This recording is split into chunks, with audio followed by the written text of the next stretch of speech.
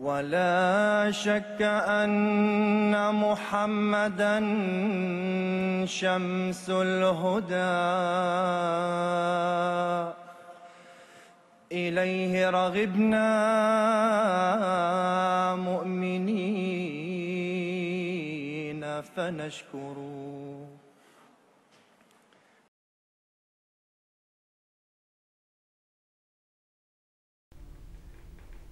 Chers téléspectateurs du monde francophone, Assalamu alaikum wa rahmatullahi wa barakatuhu. Vous nous retrouvez pour votre rendez-vous hebdomadaire qui s'appelle Horizon d'Islam et je vous rappelle que vous pouvez nous poser l'ensemble de vos questions à l'adresse mail horizon@mta.tv. Lors de nos précédentes émissions, on s'était un peu attardé sur le concept du Messie et on avait dit qu'on reviendrait sur ce concept dans les émissions qui viennent. Et quand on avait abordé le concept du Messie promis, on avait vu que toutes les différentes religions envisagent ce concept de Messie, qu'elle soit que ce soit la religion hindoue, que ce soit le judaïsme, le christianisme ou encore l'islam. Et en parlant de l'islam, on s'était attardé sur la revendication de Hazrat Mirza Ghulam Ahmad, qui au XIXe siècle a revendiqué être le Messie promis. Dans le cadre de cette émission, qui va nous occuper, en tout cas le thème qui va nous occuper tout le long de cette émission, va être de savoir qui était-il dans un premier temps. Finalement, on va essayer de retracer peut-être ses ascendants et essayer de voir d'où il vient pour essayer de situer cette personne. Pour le faire, j'ai avec moi deux invités, tous les deux du bureau francophone. J'ai Ataoul Qayoum Jumun Saab, assalamu alaikum. Et j'ai Abdul Ghani Jahangir Saab, assalamu alaikum. Wa alaikum assalam. Je vais rester sur vous, Jahangir Saab, et puis reprendre ma question de départ qui était finalement, est-ce que vous pourriez nous situer la personne de Hazrat Mirza Ghulam Ahmad dans un contexte historique? Oui, donc je crois qu'il faudra d'abord qu'on se tourne vers ses origines. Hazrat Mirza Ghulam Ahmad, en fait, avait des origines un mélange donc persane et aussi mongole. Sa famille en fait venait d'une région qui aujourd'hui se situe à l'intérieur des frontières de l'Ouzbékistan. Mais à l'époque, bien sûr, l'Ouzbékistan n'existait pas. Maintenant, c'est le nom moderne, si vous voulez, de ce pays. Mais c'était une famille qui parlait le persan. Donc le persan, c'était leur langue principale. Il était lié à la famille de Tamerlan, donc ce fameux roi de l'époque, qui s'appelait Timur Lang, donc ça c'était son nom. C'était son oncle Haji Barlas qui en fait avait décidé ou plutôt des descendants de Haji Barlas qui avaient décidé de se rendre en Inde et donc s'y installer finalement. Ils se sont installés au Pendjab, dans une région qui se situe plus ou moins vers le nord de l'Inde. Et c'est là, en fait, qu'ils ont fondé finalement un village qui a eu plusieurs noms successifs au fil de l'histoire, mais qui finalement, aujourd'hui, s'appelle Qadian. Il y est né, donc, dans une famille de cette origine-là. Et donc, le point central de tout cela, c'est qu'en fait, il a une origine persane.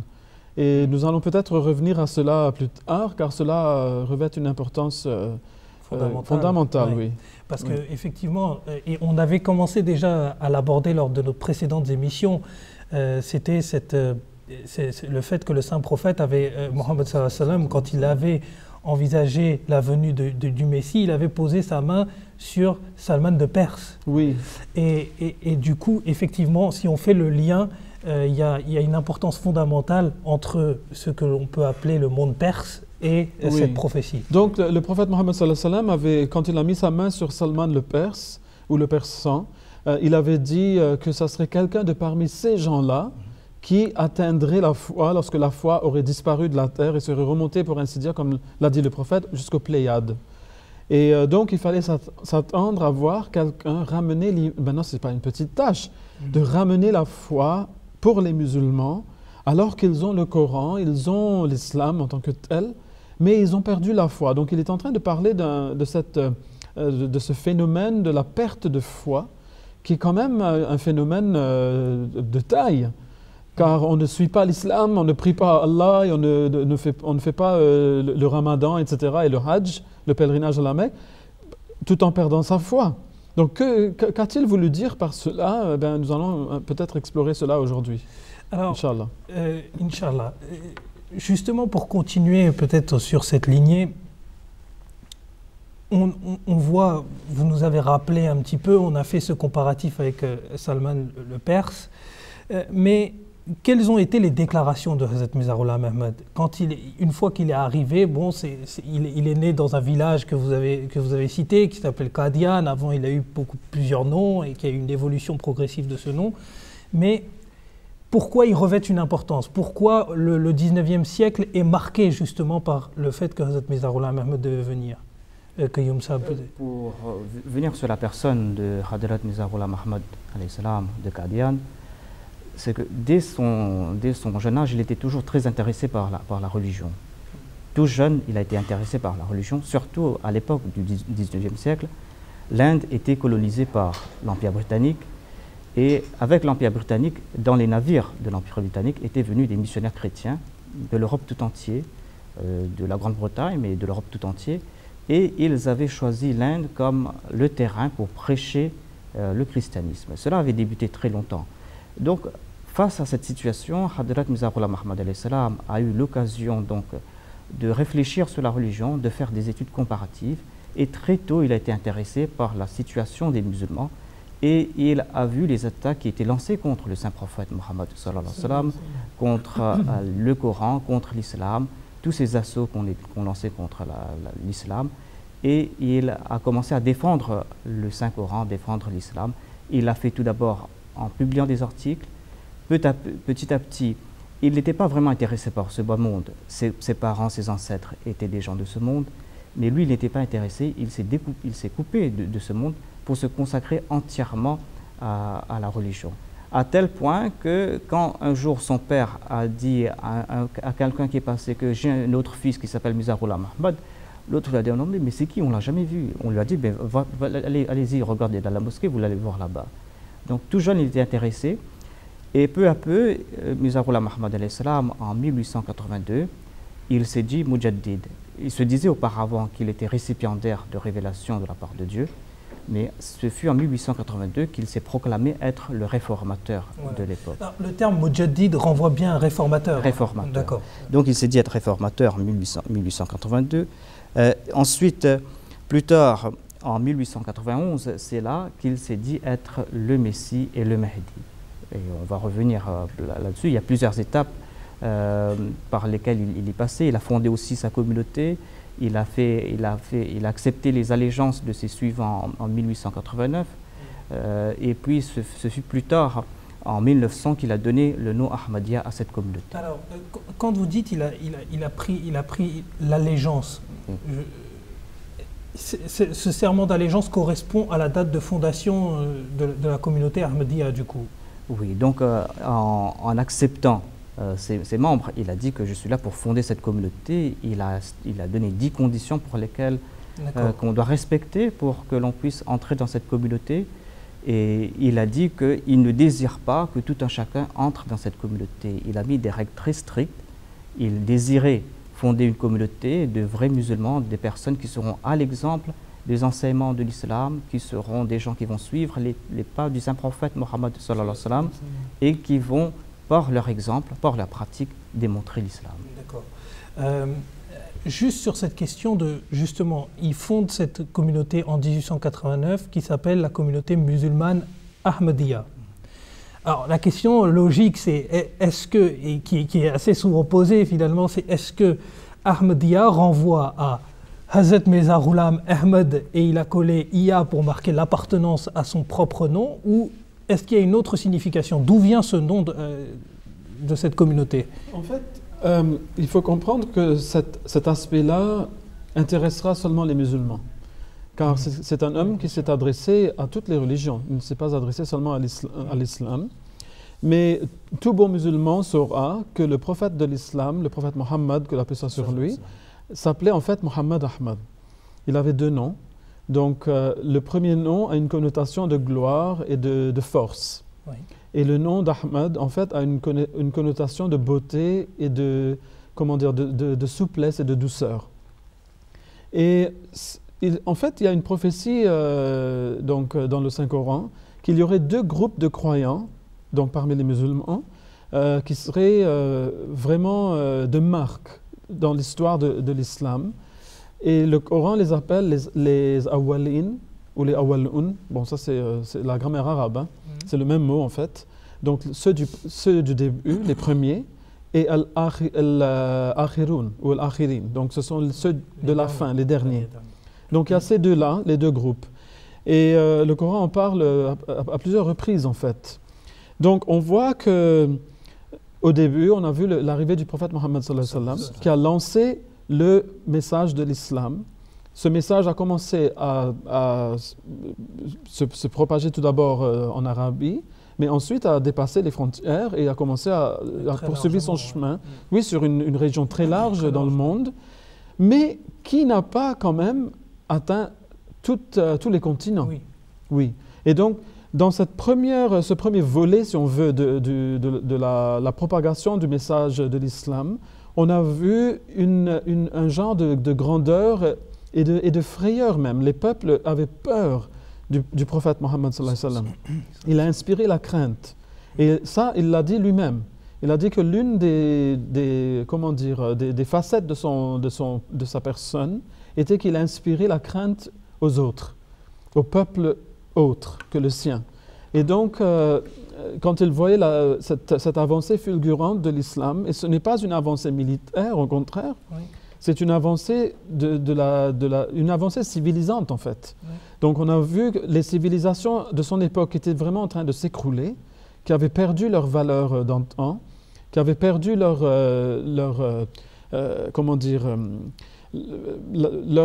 nature organisée, si vous voulez. L'organisation était en perte.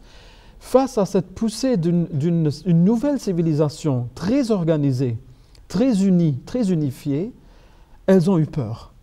Et elles ont capitulé très facilement devant l'avancée de l'islam, qui était une avancée de la pensée, une avancée de la civilisation, une avancée de l'unité et de l'organisation. Et c'est ainsi que le message était au début. Mais il y avait cette prophétie qui venait vers la fin. On a déjà parlé des prophéties faites par le messager d'Allah, Mohammed sallallahu alayhi wa sallam, où il a dit que lorsque le Messie viendrait, il mettrait fin à la guerre. On a déjà vu ça. Il allait abolir la jizya, donc la taxe qu'on prend des peuples soumis au gouvernement islamique qui s'avance vers eux et qui s'installe chez eux, etc. Donc il mettrait fin à tout cela. Donc on peut déjà percevoir un nouveau départ pour l'islam, mais cette fois-ci, c'est le départ qui a trait au nom, non pas Muhammad, qui était celui de la gloire et de cette poussée fulgurante. Grandeur, en fait, oui.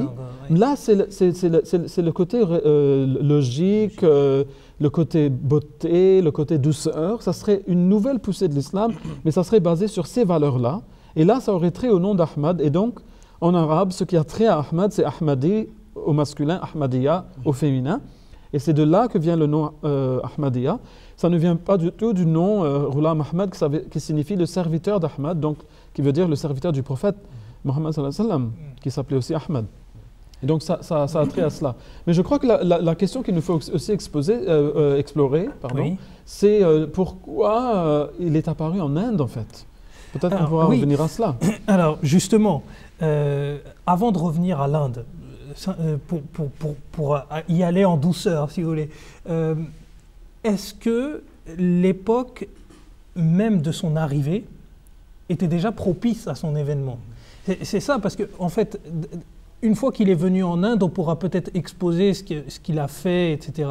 Mais est-ce que, pour poser en fait les bases du débat, est-ce que son arrivée, à son époque, on avait besoin, comme vous dites par exemple, quand on a parlé de l'époque du saint prophète Mohammed sallallahu alayhi wa sallam, il y a eu un besoin, parce que les civilisations étaient en déperdition, il y avait une structure sociale qui s'était complètement dégradée, et le saint prophète a ramené cette structure, il a ramené cette unité qui faisait craindre. Et d'ailleurs, ce mot craindre, il ne faut pas le prendre au sens barbare, etc. Voilà, c'est une crainte très relative, on va dire. Oui. Mais justement, est-ce que quand Hazrat Mirza Ghulam Ahmad est arrivé, il y avait un besoin de Hazrat Mirza Ghulam Ahmad? En fait, on va revenir un peu dans les précédentes émissions, je crois qu'on avait évoqué la décadence des musulmans. Le saint prophète Mohammed, il avait parlé de 300 ans de gloire après son avènement, qui seront suivis de 1000 ans de ténèbres, 1000 ans de déclin. Et ça correspond à environ 1400 ans, et ça correspond presque à l'époque de l'avènement de Hadrat Mizahullah Muhammad de Qadian. Et pour revenir à ce qu'avait dit Jangir Sahib sur ces deux phases, Mohammedia et Ahmadiyya, si on regarde à l'époque du saint prophète Mohammed, on va voir qu'on s'est attaqué à l'islam par les armes physiques. Oui. Et c'est pour cette raison qu'il devait y avoir que le saint prophète devait inspirer la crainte par les armes, parce que c'était par les armes qu'on voulait exterminer l'islam. Ce n'était pas le saint prophète qu'on voulait tuer tout simplement, ce n'était pas les musulmans qu'on voulait tuer tout simplement. Les guerres, on en a eu parmi les Arabes, il y en a eu. C'était l'islam qu'on voulait exterminer. Et à l'époque de Hadrat Mizahullah Muhammad, ce n'est pas par l'entremise des armes qu'on voulait mettre fin à l'islam, c'est par les arguments, par la plume. Et c'est là qu'on voit cette deuxième phase, la phase Ahmadiyya. La phase Ahmadiyya où il prend l'arme qui est requise, on s'attaque à l'islam par l'entremise de la plume, par les publications, et c'est ainsi qu'il va répondre, il va prendre ces mêmes armes pour défendre l'islam. Alors, je trouve que cette dichotomie, on pourrait l'appeler comme ça, Mohammediyya et Ahmadiyya, qui finalement se rejoint, parce que c'est la même chose. Ce n'est pas une dichotomie. C'est une fausse dichotomie. Ce sont deux facettes de la même pièce. De la même pièce, voilà. voilà. D'accord. En fait, comme ça vient de le dire, lorsque l'attaque se fait d'une certaine façon, l'islam montre son visage qui a trait à cette façon-là. Et lorsque l'attaque se fait d'une façon différente, l'islam montre son autre visage. Et ça montre sa dynamique universelle aussi. Oui, absolument. Mais il faut aussi comprendre que, en fait, lorsque le prophète Mohammed prenait les armes, c'était surtout pour faire régner la paix, parce que tout prophète vient pour faire régner la paix. L'une des façons de faire régner la paix, c'est de montrer que, écoutez, nous n'allons pas capituler facilement. Donc, si vous voulez vous battre contre nous, nous sommes tout à fait prêts à répondre à vos attaques. Et nous allons nous venger aussi. Donc, rien que la pensée de ces représailles possibles empêchait beaucoup de batailles. Et donc, cela gardait la paix, ce qui était le but. Encore une fois, lorsqu'on arrive maintenant, on en arrive aux attaques plus récentes, donc à l'époque du début de l'Ahmadiyya, et cela n'était pas seulement en Inde, c'était un petit peu partout dans le monde musulman. On voit que les attaques, c'était contre les belles valeurs de l'islam. Alors, on voit les attaques en train de faire les musulmans quitter leurs bonnes valeurs qui les permettaient de vivre en paix. Alors, évidemment, s'ils allaient capituler à ces attaques-là, ils allaient encore une fois se retrouver dans une situation où la paix est bafouée, où le chaos va régner et la souffrance aussi va commencer. Et donc, Allah, il envoie quelqu'un pour répondre à ces attaques, pour répondre à ce besoin de l'heure. Mais cette fois-ci, comme ça vient par la plume, donc il envoie quelqu'un pour répondre par la plume. Donc c'est tout à fait... parce qu'Allah, il est justice personnifiée. Donc il répond aux besoins de l'heure selon la nature de ce besoin. Et du coup, on a vu, vous nous avez très bien expliqué la nécessité de l'arrivée justement de ce réformateur, de ce Mahdi, de ce Messie. Maintenant, on va en venir à votre question, Jahangir Sahib. C'est celle et d'ailleurs qui a été évoquée par Qayyum Sahib, donc on voit quand même une certaine évolution, évolution partagée, c'est celle de l'Inde. Quelle était la situation de l'Inde justement au moment où Hazrat Mizahullah Muhammad est arrivé, et justement, est-ce que, encore une fois, ces attaques qui étaient faites par la plume et par les arguments, sous quelle nature, comment elles prenaient forme, pourriez-vous peut-être éclairer nos téléspectateurs sur cette question-là? Eh bien, comme Qayyum Sahib l'a déjà dit, à son époque, il y avait une forte poussée de l'Église chrétienne, donc y compris, c'était surtout ceux du Church of England, donc c'était l'Église anglicane. Comme c'était l'Église véhiculée par l'Empire britannique, donc évidemment, ils étaient bien placés pour lancer leurs attaques. Mais il y avait aussi d'autres églises de nature évangéliste, donc qui qui essayait d'évangéliser donc le monde entier. Non, parce que j'allais vous poser la question, est-ce que l'église anglicane était la même chose que l'église évangélique? C'est très bien, c'est un peu différent. Elles sont liées. Ces églises sont liées, elles appartiennent toutes au protestantisme. Mais il ne faut pas oublier la poussée du catholicisme aussi. Car là où sont partis les Espagnols, les Portugais, les Français, ils ont véhiculé, eux, l'Église catholique. Et donc, l'Église catholique a aussi une grosse part de l'évangélisation de l'Amérique du Sud, de l'Amérique centrale, de l'Afrique, y compris l'île Maurice. Donc, tous ces pays ont été évangélisés, en fait, par les catholiques.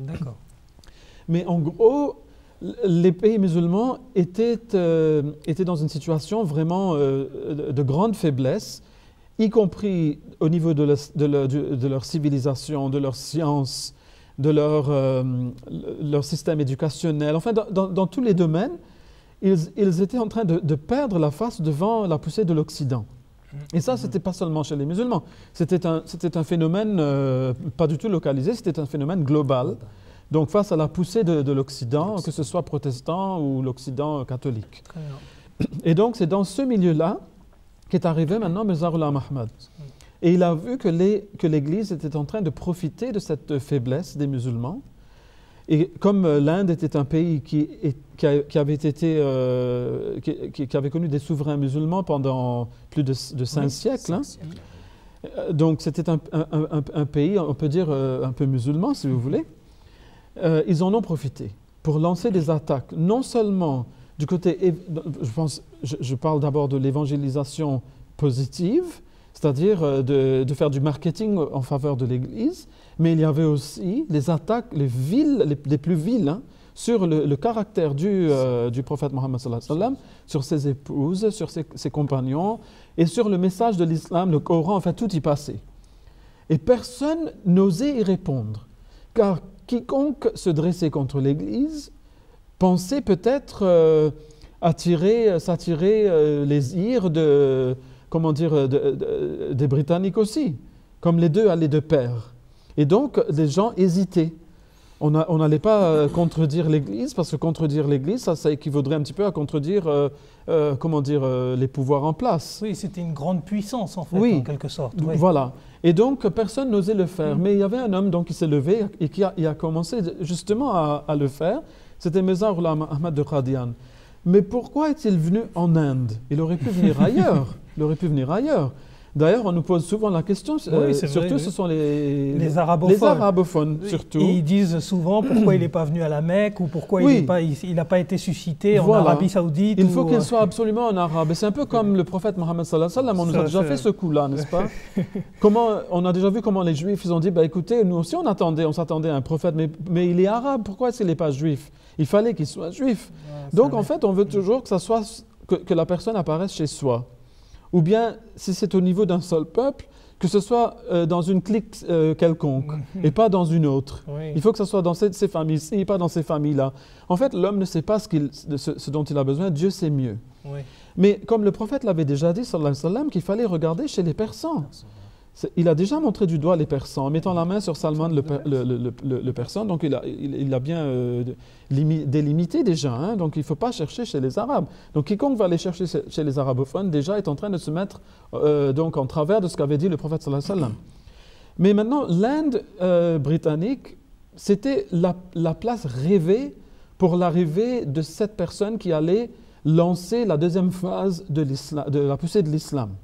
Maintenant, il s'agissait de propager le message de l'islam vraiment dans le monde entier, dans le reste du monde qui n'avait pas été touché jadis par le message islamique du tout. Et là, je parle de l'Amérique, d'une bonne partie de l'Afrique, des îles, de l'Australie. C'était une large région du monde, et l'Europe même. Il ne faut pas oublier l'Europe. Mais on voit que toutes les conditions rêvées étaient réunies vraiment pour faciliter la tâche à l'imam Mahdi. Parce que, comme je l'avais dit tout à l'heure, il ne s'est pas adressé tout simplement aux musulmans. Il est venu pour s'adresser aussi aux hindous, aux chrétiens, aux juifs, aux sikhs, aux bouddhistes, aux zoroastriens, toutes les grandes religions en place. Eh bien, la seule partie du monde, le seul pays où tout ce beau monde se retrouvait réuni, c'était l'Inde. S'il était venu dans n'importe quel pays arabophone, il n'aurait pas eu non seulement accès aux hindous, aux bouddhistes, etc., donc les religions orientales, il n'aurait même pas eu accès à un bon nombre de sectes au niveau de l'islam même, les groupes au niveau de l'islam. Oui, qui sont L'Inde parfois a un cette peu- particularité, et même aujourd'hui, Oui. ça continue aujourd'hui, d'avoir un bel échantillon d'un peu comment dire, comment? Tous les peuples, toutes les religions, quoi. Oui, non, je parle de l'islam même. L'Inde, donc, a cette chance, on peut dire, d'avoir une représentation de tous les différents groupes de l'islam. On y voit représenter pratiquement tous les courants soufis. On y voit représenter les plus grands groupes et les mazahib, donc les écoles de pensée sunnites. On y retrouve aussi différents types de chiites. Donc, ils s'y retrouvent tous. Donc, étant en Inde, l'imam Mahdi, le Messie, pouvait s'adresser à toute la panoplie de musulmans qui existait. Et puis à tout le panel religieux. Et il était en contact avec pratiquement tout le peuple sikh, étant au Punjab. Ouais. Il pouvait s'adresser à toutes les sectes de l'hindouisme. Il pouvait s'adresser aux sectes majeures, donc au niveau du bouddhisme. Et il pouvait s'adresser à l'église la plus forte et la plus puissante de l'époque, qui était l'église anglicane. Et aussi avoir accès aux catholiques, qui s'y retrouvaient aussi donc en Inde. Et aussi aux juifs, parce qu'ils s'y retrouvaient aussi. Et à partir de l'Inde britannique, il pouvait aussi s'adresser grâce à la poste qui était dès lors assez développée.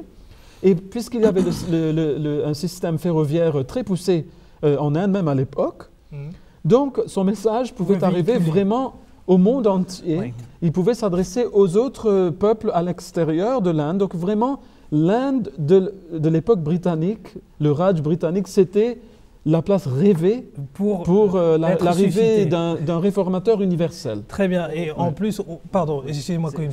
C'est pour revenir à la prophétie, Oui. les prophéties faites par le saint prophète Mohammed sallallahu alayhi wa sallam, il est dit que le Messie viendra tout près d'un minaret à l'est de Damas. Ah oui, ça c'est un sujet. Oui. Et nous voyons que si nous regardons sur la carte, la ville de Qadian se trouve exactement à l'est, presque parallèle, presque exactement à la même position. Et on ne choisit pas son lieu de naissance. Voilà, on ne choisit pas. Oui. Et on peut demander, donc, comme vous avez dit, les gens pourront demander, mais pourquoi en Inde? Mais Allah, il a déjà répondu. Allah déclare dans le Saint-Coran, A'udhu billahi minash shaitanir rajim, bismillahir rahmanir rahim, Allahu a'lamu haytha yaj'alu risalatahu. Allah sait le mieux où est-ce qu'il va envoyer son message. C'est lui le maître. S'il a décidé de choisir un Indien, il va le choisir. Et comme il avait dit, Dhalika fadlullahi yu'tihi man yasha. C'est une faveur de Dieu, il accorde à qui il veut. C'est lui le maître. On aurait pu par la suite demander, mais pourquoi un Arabe?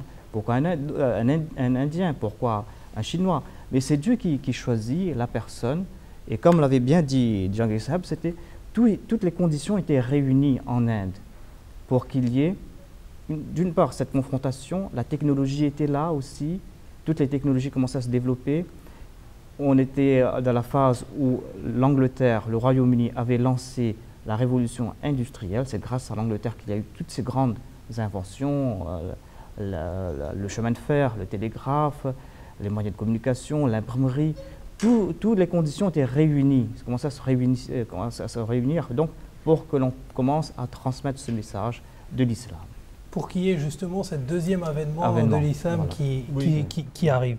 Alors, par rapport aux signes prophétisés, est-ce qu'on a fait le tour ou est-ce qu'il y a éventuellement d'autres choses à ajouter sur ces signes qui devaient se réaliser au moment où Ahmed de Qadian, que nous on considère comme Imam Mahdi et Messie? Il y a un gros signe énorme, c'est l'arrivée de l'Antéchrist. Oui, c'est le Dajjal, le fameux Dajjal, on en a déjà parlé, l'archi-trompeur. Hein? Donc on voit que là, on voit les conditions réunies. Bon, on a parlé de tout ça. Il a tout donc devant lui, à sa disposition pour répondre aux attaques faites contre l'islam, mais aussi pour propager le message de l'islam dans le reste du monde. Donc tout y est. Il peut aussi faire ses confrontations avec toutes les religions. Bon, des confrontations paisibles, hein, il faut le souligner. Mais il y a aussi l'époque. Donc, est-ce que l'époque correspond? Parce que ça ne suffit pas qu'une personne arrive et qu'elle commence à se revendiquer être ceci ou cela, et qu'elle ait tous les moyens de bord à sa disposition, mais que l'époque soit la mauvaise époque. Donc, on a déjà réuni le fait qu'il soit de descendance persane, ça on l'a vu. On a vu qu'il allait venir dans une place où il y aurait un minaret blanc à l'est de Damas. Ça aussi, ça a été accompli. On voit qu'il est arrivé en Inde. Et d'ailleurs, le prophète Mohammed sallallahu alayhi wa sallam avait aussi dit que sayajtahidu fil Hind, que l'imam Mahdi alayhi salam, en parlant de l'imam Mahdi, il a dit qu'il va utiliser son ijtihad en Inde. Il a même utilisé le mot Inde. Donc le nom même du pays a été utilisé. Il va donc délibérer sur différents aspects de l'islam, de jurisprudence islamique, en Inde. Donc ça aussi, il l'a dit. Mais on voit qu'il a aussi parlé de l'époque. Et l'époque, c'est lorsqu'il y aurait une puissance globale qui allait faire le désordre dans le monde entier. Comme il l'a dit, qui serait d'une part, qui posséderait une vision très perspicace quand il s'agira des choses mondaines, et qui donc pourrait voir des trésors cachés dans la terre, mais qui par contre serait aveugle du côté droit, donc c'est-à-dire sur le plan spirituel, il serait complètement aveugle. Ça serait donc, et d'ailleurs, il y a tellement de hadiths qui parlent de ce thème. Oui. Dans un hadith, il avait parlé des différents peuples qui allaient capituler face à l'islam. Il a parlé de Rome, c'est-à-dire c'est l'Empire romain, les Byzantins. Il a parlé des Syriens, il a parlé de différents peuples. Et après, il a dit, et ensuite, ça serait le Dajjal. Donc, cela signifie que dans la même suite d'idées, le Dajjal serait donc un peuple. Il s'agirait de peuple et non pas d'un seul homme. Vous voyez, aujourd'hui, on a déjà parlé des mauvaises interprétations des signes. Oui. Aujourd'hui encore, il y a de ces ulama, malheureusement, qui vont vous dire que non, écoutez, le prophète sallallahu alayhi wa sallam, il a parlé d'un homme géant, gigantesque, il aurait un œil, il serait borné de l'œil droit, et puis il aurait l'œil gauche perçant, il va s'asseoir sur un âne. Eh bien, on a vu l'âne, tous les signes qu'il a déjà donnés pour dire quel serait le mode de transport ou les modes de transport utilisés par ce Dajjal, par ce peuple archi-trompeur, ce seraient les modes de transport modernes. On a déjà vu que tous les signes toutes les descriptions de l'âne correspondent à cela. On sait que par exemple l'avion a commencé à être inventé. En fait, l'invention de l'avion, ça date de l'époque du Messie promis, encore une fois, le fondateur de la Jamaat islamique Ahmadiyya. Donc tout était en train de venir ensemble. Donc on a vu l'époque, on a vu l'arrivée de cette puissance qui irait partout dans le monde et qui serait trompeuse, car elle dirait aux gens, écoutez, vous devez me servir moi. C'est moi qui suis votre Dieu, vous devez faire tout ce que je vous dis. Et si vous le dites, eh bien, je vais faire la pluie tomber pour vous, vos vaches sortiront le matin maigres et rentreront grasses dans la soirée, etc. Et donc, mais les peuples qui allaient s'opposer à elle, ces peuples-là connaîtraient la guerre, la souffrance, la famine, enfin ils seraient dans un état pitoyable. Et donc on a vu qu'en fait, le prophète sallallahu alayhi wa sallam était en train de parler de la poussée de l'Occident dans le reste du monde. C'est le seul peuple qui est vraiment été partout ailleurs et qui a réussi à dominer le monde entier. Et qui a réussi à dominer le monde de par sa politique et son économie, d'une part, et aussi de par sa religion fausse de l'autre. Et la religion fausse, c'est quoi? C'est dire aux gens qu'écoutez, lorsque Dieu a voulu descendre sur terre et prendre forme humaine, eh bien, il a voulu prendre la forme d'un homme blanc. Et on en a déjà parlé. Mais c'est cela la grande tromperie. Donc, c'est dire à tous les autres peuples de couleur, pour ainsi dire, qu'en fait, vous êtes un peu, vous êtes des sous-hommes, quoi. Vous n'êtes pas comme nous, parce que nous, on est comme Dieu. Quand Dieu a voulu descendre sur terre, eh bien, il est descendu en tant qu'homme blanc, avec des cheveux plus ou moins blonds, avec des yeux bleus, donc il est comme nous. Nous, on est comme Dieu, mais pas vous. Et donc, vous devez rester soumis. Donc, le message sous-jacent, c'était vous devez rester soumis à jamais à nos idées, à notre économie, à notre politique et à notre religion. Donc, ils vont utiliser ces choses pour contrôler le monde. Mais le Messie doit venir pour défaire tout ça. Il doit venir pour détruire tout cela. Et en finir une fois pour toutes avec cette enchanterie, avec ce sortilège qui a été jeté sur le monde entier. Vous voyez? Pour revenir à la situation de l'Inde où est apparu Hadrat Mizahullah Muhammad alayhi salam, la situation des musulmans, comme il avait dit, les musulmans avaient régné pendant 5 siècles en Inde. Oui. Jusqu'en 1857 où il y a eu une grande révolte des Sipahs où ils ont tout perdu. Les Britanniques petit à petit ils ont rongé du terrain pour monter jusqu'en Inde et ils ont conquis l'Inde tout entier. Et les chrétiens, les prêtres chrétiens qui sont venus voir les musulmans, ils leur ont dit, vous étiez là, musulmans, vous avez régné en Inde, mais regardez maintenant qui sont les maîtres. Qui sont les maîtres du monde? Ce sont les Anglais qui sont chrétiens. Vous allez voir en Russie, c'est le tsar de Russie qui est chrétien. Vous allez voir les Allemands qui sont chrétiens. Donc, le problème, c'est avec votre religion. C'est en raison les faiblesses de votre religion que vous avez tout perdu. Donc, d'une part, les musulmans, ils ont été frappés donc, de ce complexe d'infériorité. Ils ne savaient plus vers qui se tourner. D'une part, ils avaient perdu leur pouvoir politique. D'autre part, leur système d'éducation n'était plus à la hauteur, parce que quand les Britanniques sont venus, les colonisateurs sont venus, ils ont apporté avec eux tout leur système d'éducation et tout. Et les musulmans n'avaient plus de réponse face à tout cela, face à cette avancée de la technologie, face à l'avancée de la science, face à l'avancée de la logique. Donc toutes ces conditions se réunissaient pour l'avènement de quelqu'un qui allait de nouveau rétablir l'islam. Oui, on mettait en place en fait le terrain oui. qui était propice et effectivement vous l'avez très bien dit, je pense pour résumer un peu ce volume d'informations qu'on vient de donner aux téléspectateurs, c'est qu'il y avait un besoin, c'est-à-dire que l'islam était attaqué de toutes parts. La réponse qui a été apportée, elle a été apportée par Hazrat Mirza Ghulam Ahmad, qui a été d'ailleurs, et ça je vais peut-être vous poser la question, c'était le seul de cette époque-là à avoir revendiqué un tel office, c'est-à-dire il y avait personne. Oui, donc lorsqu'on a dit que en fait, cette personne devait apparaître lorsque les 1300 ans allaient être écoulés, oui, donc au début du XIVe siècle, eh bien, on a vu qu'au fil de tout ce siècle, il n'y a eu qu'une seule personne qui s'est revendiquée être l'imam Mahdi et le Messie, il n'y en a pas une autre. Et les ulama de l'époque, ou les savants religieux donc chez les musulmans, disaient que même s'il ne resterait qu'il ne restait qu'un seul jour de ce XIVe siècle, Dieu le prolongerait assez pour que le Messie puisse descendre du ciel. Donc le Messie Jésus d'il y a 2000 ans de ça, comme c'est leur croyance, on l'a déjà vu, et que le Mahdi arrive et qu'ils accomplissent leurs tâches respectives, et après qu'ils s'en aillent. Mais après, le XIVe siècle, c'est terminé, et le XVe siècle est venu, et nous y sommes à présent. Et donc, il faut qu'elle se pose la question. Lorsque la prophétie était si claire, pourquoi est-ce qu'ils ne voient personne? Ils ont rejeté, et nous allons y venir, pourquoi les musulmans ils ont rejeté en grande partie, donc en grande mesure, cet imam Mahdi qui leur a été envoyé par Allah, pour défendre leur religion.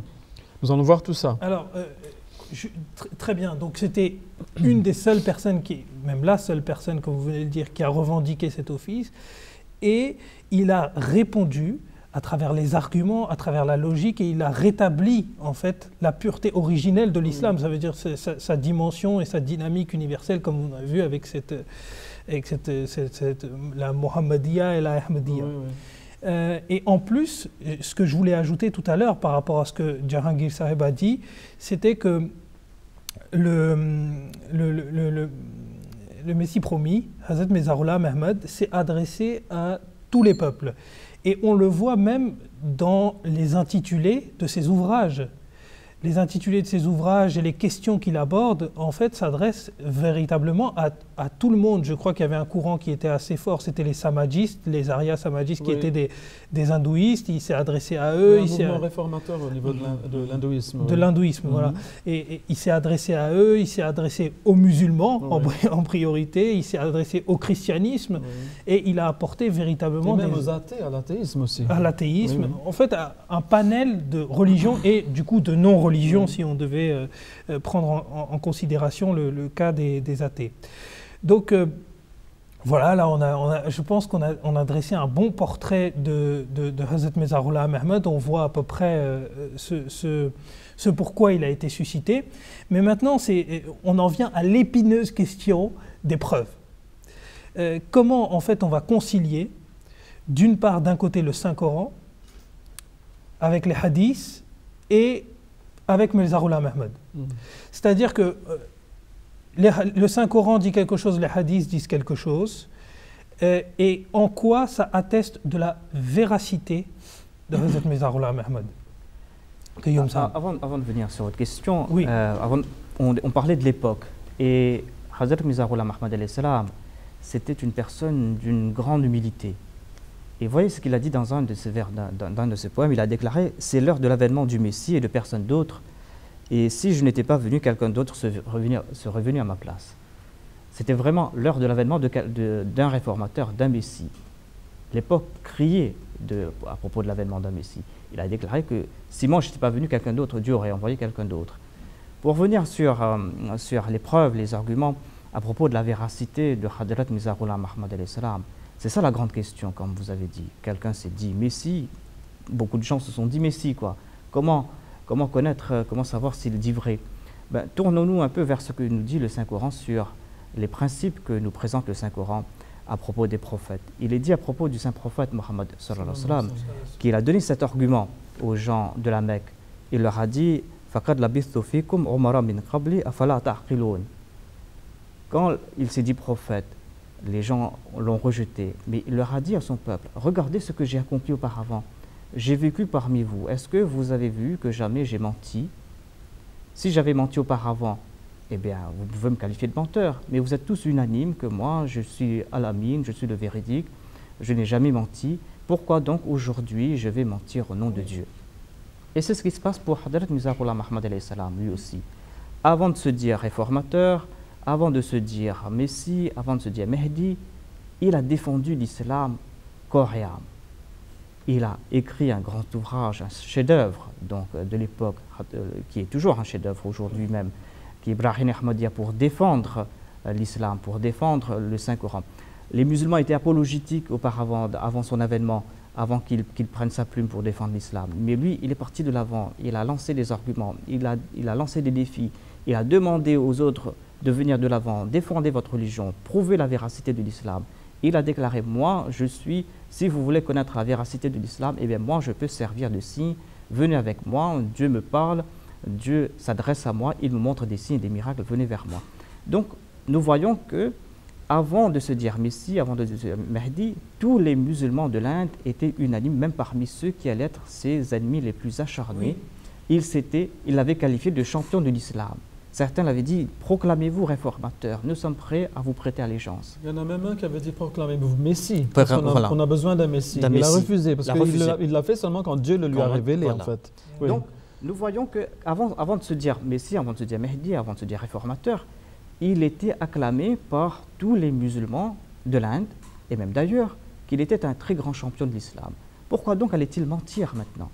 Tout le monde était unanime concernant sa piété. Et puis, c'est très intéressant parce que vous avez abordé la question de Brahim Ahmadiyya, qui était véritablement un livre qui a révolutionné le monde musulman et qui, justement, a permis aux musulmans de se défendre. Et c'est vrai que je crois qu'il y avait un ouléma de Batala, qui est une ville d'Inde. Mohammed Hussein de Batala. Qui allait devenir l'un de ses ennemis. Qui allait devenir l'un de ses ennemis. Et d'ailleurs, qui a écrit en quelque sorte un article attestant du fait que, si ce n'est dans l'histoire de l'islam, on n'a jamais vu un ouvrage comme ça. Oui. Parce que c'est un ouvrage qui défend d'une telle manière, avec vigueur, l'islam. Il a dit qu'on n'en a pas vu de tel. Il a dit ne prenez pas ceci comme de l'exagération orientale. Voilà, c'est ça. Voilà. Exactement. Oui. Et après, c'est lui-même, le même homme qui plus tard lui a montré du doigt, il a dit tu mens. Oui, voilà. Alors, on voit ce paradoxe. Hein. Oui, mais c'est ça l'argument que Khayyam Sahib avait présenté, que le prophète sallallahu alayhi wa sallam avait présenté en sa faveur. Il pouvait tout à fait le présenter aussi. Il a dit, j'ai vécu toute une vie avec vous, parmi vous, avant ça. Alors, est-ce que vous n'allez pas utiliser votre intelligence? Comment est-ce que tout d'un coup, un homme, de jour au lendemain, pendant 40 ans, il fait de bonnes œuvres, et puis tout à coup, il commence à mentir? Oui, alors qu'il avait bien dit que l'heure est en train d'appeler vers le ciel pour avoir ce Messie. Si je n'étais pas venu, quelqu'un d'autre serait venu à ma place. Donc, il ne veut pas être Messie. Voilà, c'est l'époque qui a besoin d'un Messie. Mais c'est Allah qui choisit, comme Khayyam Sahib l'a bien dit. C'est à Allah de voir où il doit envoyer son message, n'est-ce pas? Effectivement, et puis ça montre aussi qu'on ne peut pas prêter à Hazrat Mirza Ghulam Ahmad une volonté quelconque qu'il avait de se revendiquer un office bien particulier. Si je vous coupe, s'il avait de l'ambition. Donc, si on pouvait se dire qu'il voulait se proclamer le chef des musulmans de l'Inde, il avait une très bonne plume, il savait défendre l'islam, et il était adulé par tous les musulmans. Pourquoi donc, d'un seul coup, s'attirer les foudres de tous les musulmans en proclamant Messie et Mahdi? C'est pas logique. C'est pas logique. pas logique du tout. Il aurait dû continuer sur la même ligne, de défendre l'islam.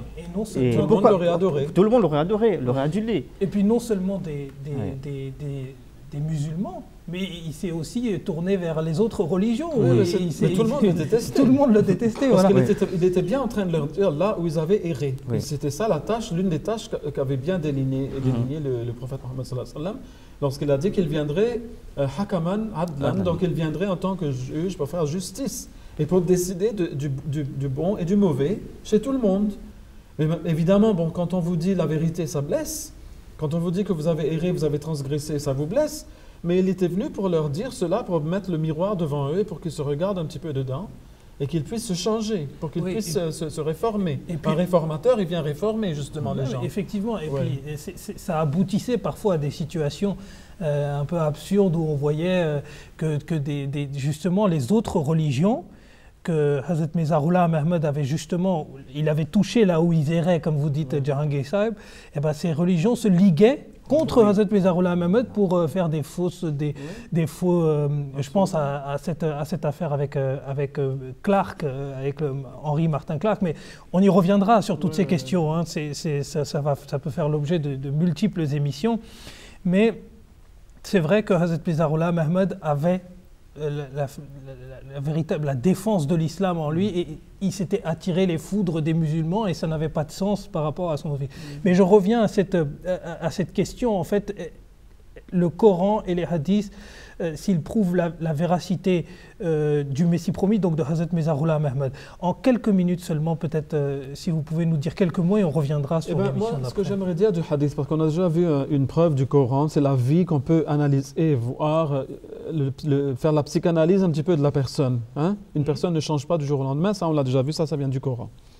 Mais dans le hadith, on avait déjà présenté un hadith dans une émission précédente où le prophète sallallahu alayhi wa sallam, en répondant aux questions posées par une personne, avait dit qu'il y aurait un mal qui viendrait à l'avenir et que si cette personne-là devait jamais rencontrer ce mal, ce serait une mauvaise époque où il y aurait des gens qui seraient des Arabes, qui parleraient l'arabe, qui seraient du peuple arabe, mais qui appelleraient les gens vers le feu, comme l'a dit le prophète sallallahu alayhi wa sallam.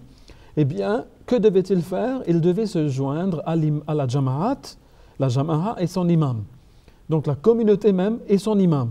Il a dit, et si je ne trouve aucun imam, aucune Jama'a, qu'est-ce que je fais? Il dit, eh bien, va t'agripper à un arbre par tes dents et reste-y jusqu'à ce que la mort te surprenne dans cet état. Mais abandonne toutes ces sectes. Et donc, il a parlé des sectes. Et on a vu aussi qu'il a réitéré ce thème en disant que ma communauté à moi se divisera en 73 sectes. Parce qu'on lui a dit à Mizarullah Ahmad, les musulmans, lorsqu'ils ont commencé à le rejeter, ils ont dit, mais on est déjà assez divisés comme ça, on a toute cette panoplie de chiites, de sunnites, de soufis et tout ça. Pourquoi créer encore une nouvelle secte? Oui. Mais ce qu'ils oublient, c'est qu'en fait, ils étaient déjà arrivés à 72 sectes. Et maintenant, on est arrivé avec une nouvelle communauté qui s'appelle Al-Jama'a, qui s'appelle la communauté, et qui a un imam qui est envoyé par Allah. Donc là, on voit justement ce que le prophète sallallahu alayhi wa sallam a dit. Mais quand on vous dit qu'il faut quitter tout ça et venir ici, il faut qu'ils essaient de comprendre. Mais Inch'Allah, peut-être dans une prochaine émission, nous pourrons venir à ces détails. Et il y aura un accomplissement fulgurant de cette prophétie en particulier. J'espère, Inch'Allah, qu'on aura l'occasion d'en parler. Inch'Allah, parce que par manque de temps, on ne peut pas finir le sujet, mais bien entendu, on y reviendra. J'en profite également pour rappeler, avant la fin de cette émission, à nos téléspectateurs qui peuvent nous écrire, et surtout qui nous écrivent à cette adresse horizon avec un s@mta.tv et qui nous fassent part de l'ensemble de leurs observations et éventuellement de leurs questions, auxquelles nous répondrons dans les émissions qui viendront par la suite. Pour ce qui est de cette émission, je pense que nous avons bien synthétisé au terme de ces différentes, au terme des différents moments, les différentes étapes en fait de cette émission. En tout cas, on a parlé de Hazrat Mizarullah Ahmad, on a parlé de la revendication de son office en tant qu'imam Mahdi et Messie promis.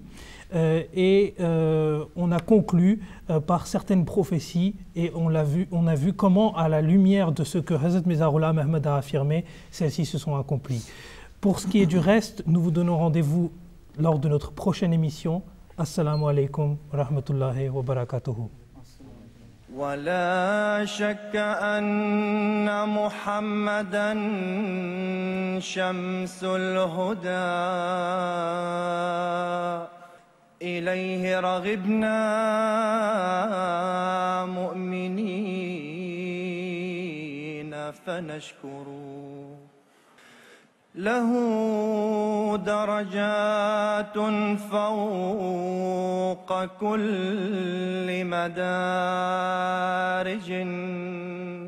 له لمعات لا يليها تصور.